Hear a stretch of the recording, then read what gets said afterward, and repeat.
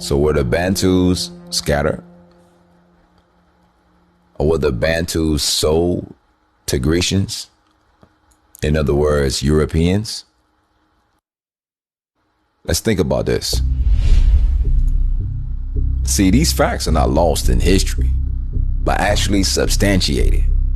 European and Islamic explorers, even slave traders, heavily documented this truth.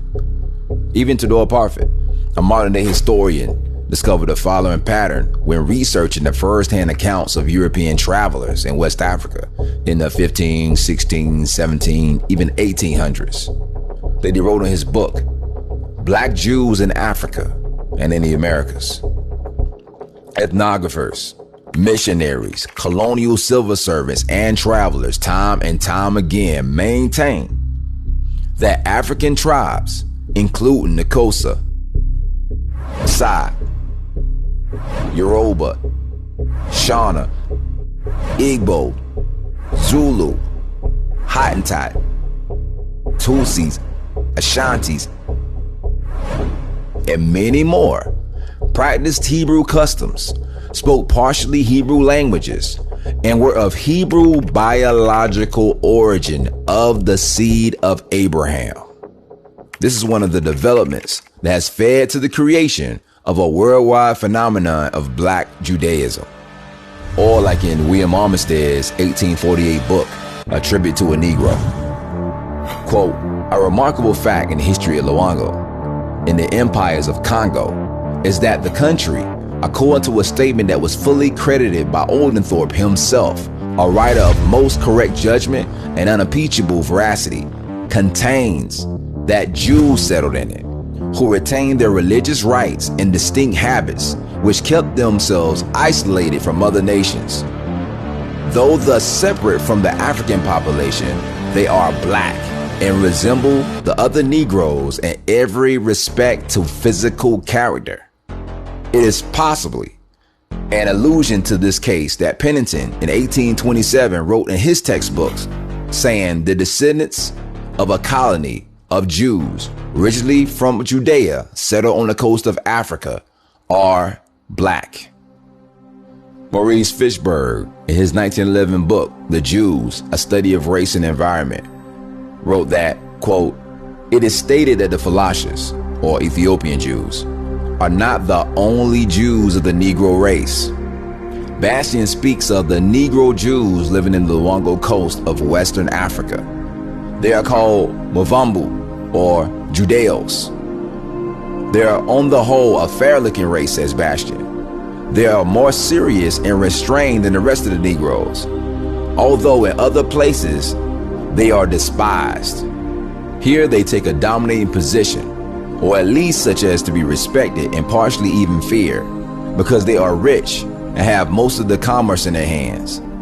The same author claims that though they're of a Negro race, still he detected Semitic facial features in their phenotypes. Even in Madagascar, a traveler had discovered Jews. Sibri mentions that the Afimbo on the east coast of that island he met, who called themselves Zafi Ibrahim, or descendants of Abraham, who claimed to be altogether Jews, but I could not detect any difference in the color. Remember Billy the Jew in Charleston, who was from Madagascar, who said he's from a tribe of Rechabites? Just saying. Malte Conrad in the 1700s wrote in his book, Universal Geography, or the Description of All Parts of the World, that, quote, a fact worthy of attention of the travelers is that, according to Oldthorpe, in the kingdom of Luango contains black Jews scattered throughout the country. They are despised by the Negroes, who do not even design to eat with them. They are occupied in trade and keep the Sabbath so strictly that they do not even converse on that day. They have a separate burying ground, very far from their habitation. The tombs are constructed with masonry and ornamented with Hebrew inscriptions, the singularity of which excites the laughter of the Negroes, who discern in only serpents like lizards or other reptiles.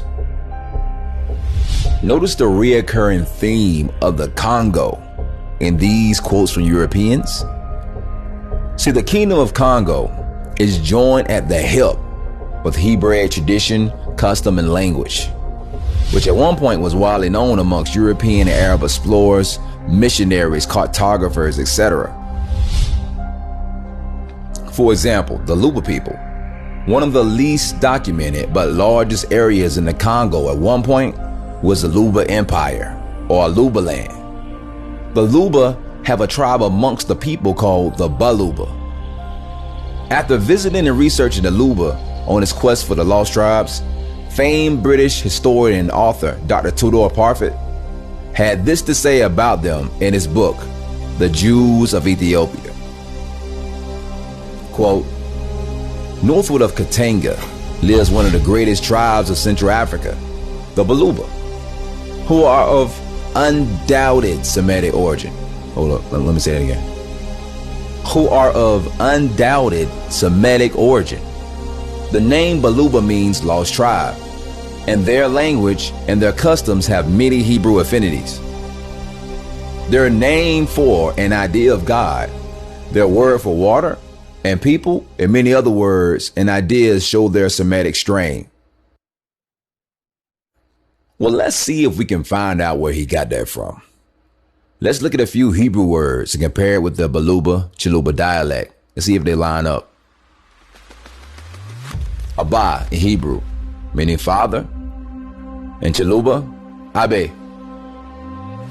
Yah, the name of the God of the Bible. Yah in Chiluba. Bet, meaning house or people. Bantu in Chiluba. Todah, meaning thanks in Hebrew. Tanda in Chiluba. Matthew, or in Hebrew, Matiyahu. In Chiluba, Mateya.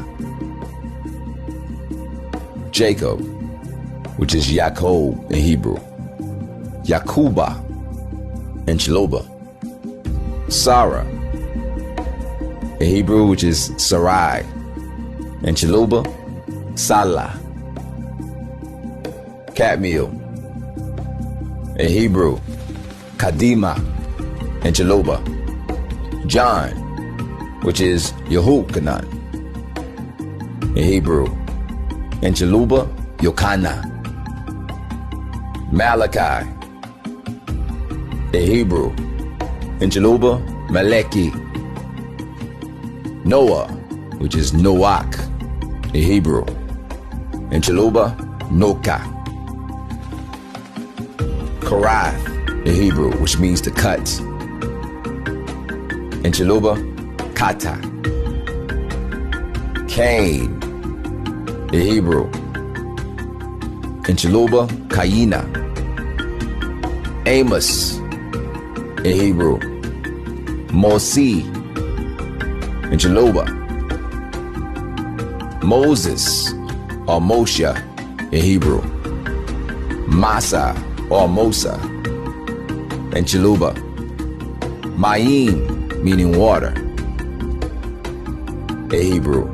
Mai in Chiluba. Samuel in Hebrew. In Samsule in Chiluba. Shem in Hebrew. In Semo in Chiluba. Job or Job in Hebrew. Yoba in Chiluba. Zechariah in Chiluba. Zechariah. Shiloh in Hebrew.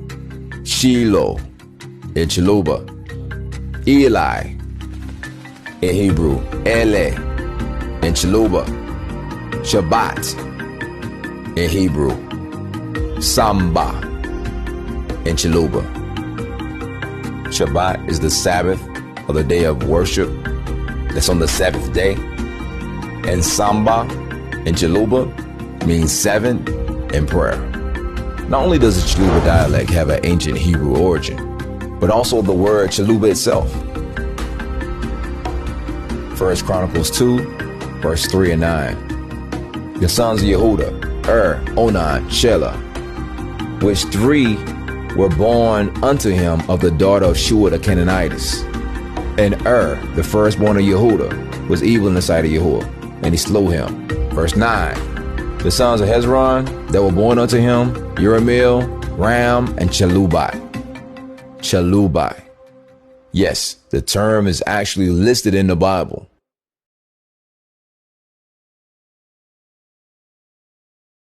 Even goes back to Hebrew origins. The word ba is bar or bin in Hebrew, meaning son. And the word Congo in Hebrew is the word kagor, which means girdle or girdled. So the term Bakongo means the girdled sons. Exodus 29, 5 through 6. And thou shalt take the garments and put upon Aaron the coat and the rope of the ephod and the ephod and the breastplate, and gird him with the curious girdle of the ephod. And thou shalt put the mitre upon his head and put the holy crown upon the mitre. What is a mitre, you ask? Well, it's a turban. This scripture points back to the Levitical priesthood. Now let's take an even closer look at the word kagor. Kagor. Pronunciation, kagor. K-H-A-G-O-R-E. A belt for the waist, apron, armor, girdle. Why is this important? Well, when you trace back the ethno-geographic origin of that word, it gets really interesting. Let's do a quick search on forebears.com for nationality and country of origin for the word Kagor. Where does the last name Kagor come from? The last name Kagor is more frequently found in Zimbabwe than any other country or territory. The last name Kagor occurs mostly in Africa, where 98% of Kagor live, 61% in Southern Africa. The last name Kagor is most commonly held in Zimbabwe. Well, there's actually a tribe in the Congo who came from Zimbabwe called the Limba. They've been heavily documented as not only quote-unquote Jews, but as priests.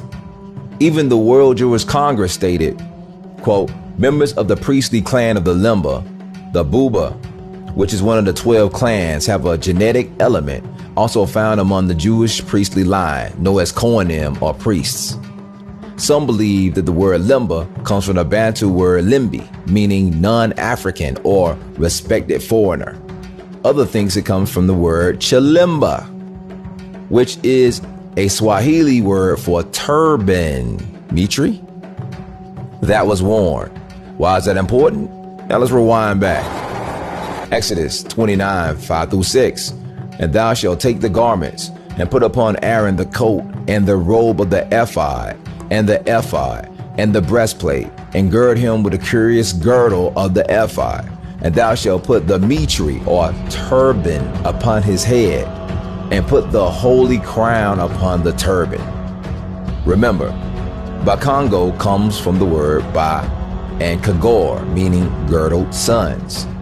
Two of the main parts of the priestly uniform was the curious girdle and the holy turban, or mitre, H4701.